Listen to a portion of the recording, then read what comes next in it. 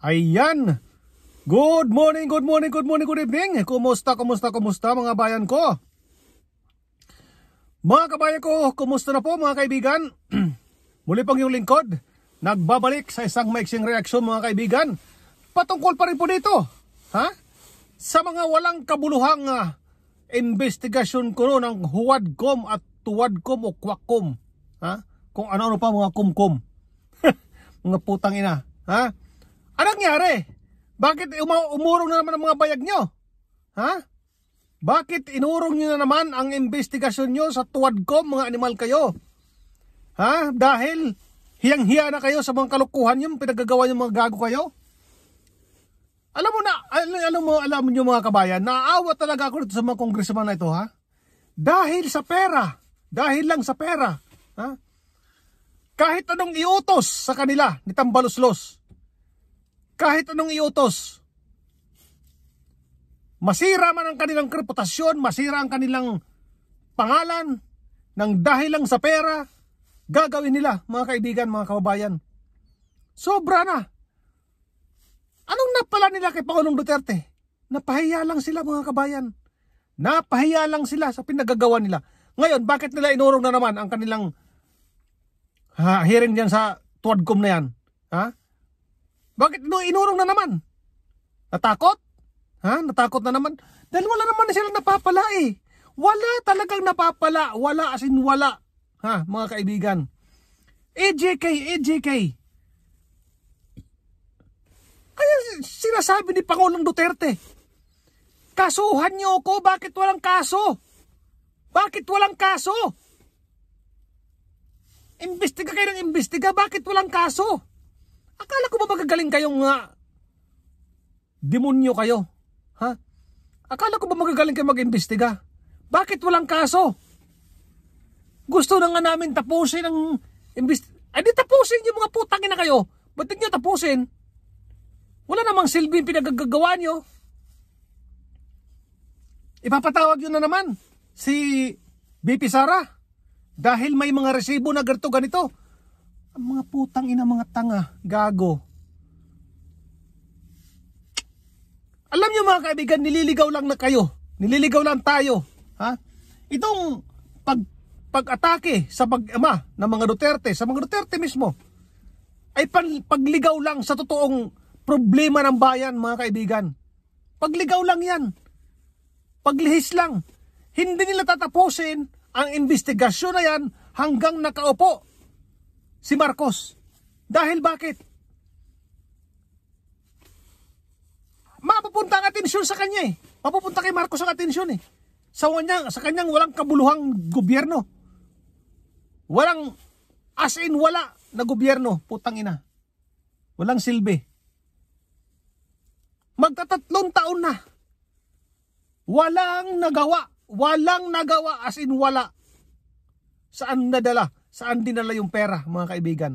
Hinahabol nyo yung 125 million ni BP Sara na confidential fund. 125 million, hinahabol nyo. Ilang buwan nyo nang hinahabol? Samantala yung bilyon na pinapamudmod ni Tambaloslos. Bilyon. Mga kaibigan? Flood control project. Walang plano. Sabi ng DPWH, walang kaplano-plano. May budget na 500 billion. 1.3 billion a day. Bakit tahimik kayo mga putang ina kayo, mga congressman kayo? Dahil nasungal-ngalan na kayo ng pera ng mga putang ina kayo. Nasungal-ngalan na kayo ni Tambaloslos ng salapi. Wala kayong mga silbi, mga inutil kayo, mga putang ina kayo, mga congressman. Hindi lahat. Pero mas marami kayo dyan.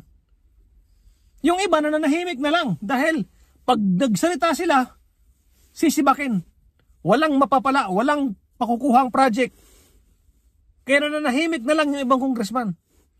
Pero itong mga maiingay na bilyon-bilyon ang nakukuhang pera sa gobyerno para sa kanilang mga pansarili, sa kanilang mga kabit.